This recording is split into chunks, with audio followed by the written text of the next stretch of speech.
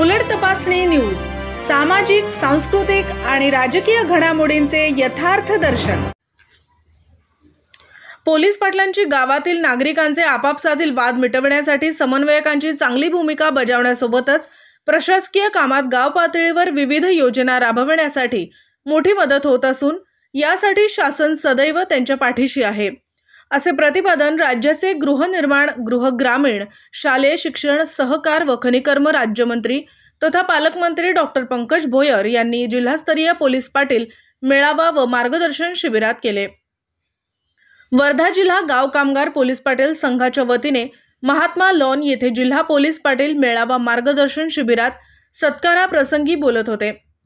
कार्यक्रमाच्या अध्यक्षस्थानी महाराष्ट्र राज्य गाव कामगार पोलीस पाटील संघाचे अध्यक्ष बाळासाहेब शिंदे पाटील, गाव कामगार पोलीस पाटील संघाचे वर्धा जिल्हाध्यक्ष अमित लुंगे पाटील, माजी जिल्हाध्यक्ष रमेश ढोकणे, विदर्भाध्यक्ष विजय गाडगे, गणेश देवळे आदी उपस्थित होते। पोलीस पाटील पद हे गाव पातळीवर महत्त्वाचे पद असून गावातील आपापसातील वाद मिटवण्याचे कामे करण्यासोबतच शासनाच्या विविध योजना गाव पातळीवर राबवण्यासाठी मदत करीत असतात।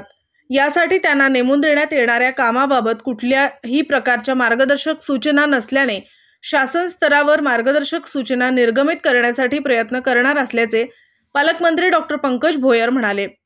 कित्येक वर्षापासून अल्पशा मानधनावर काम करीत असलेल्या या पोलीस पाटलांच्या मानधनात 6,000 रुपयावरून 15,000 रुपये वाढवण्यात आले असून यापुढे आणखी वाढ करण्यासोबतच त्यांच्या प्रशिक्षण, संरक्षण व स्वतंत्र कार्यालय अशा विविध समस्यांसाठी पाठपुरावा करून समस्यांचे निराकरण करण्यासाठी शासन स्तरावर प्रयत्न करणार असल्याचे पुढे बोलताना डॉक्टर पंकज भोयर म्हणाले।